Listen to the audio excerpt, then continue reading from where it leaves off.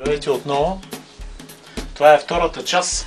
В тази част ще покажем, че цветът може да бъде локален и ние можем да изберем този цвят предварително, като запълним платното, комбинация от няколко цвята и този цвят да бъде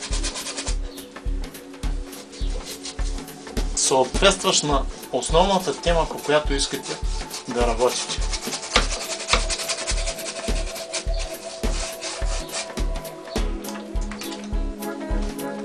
След това можем да пристъпим към нанасяне на някои от цветните петна.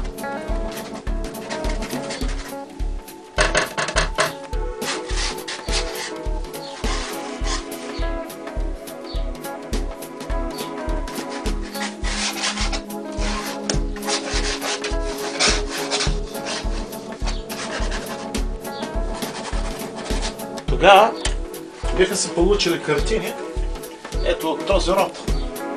Като тази и тези двете тук, които имат един общ локален цвят и този цвят е съобразен с идеята, с мястото, където ще бъдат сложени и този цвят отговаря на творческите търсения в този момент.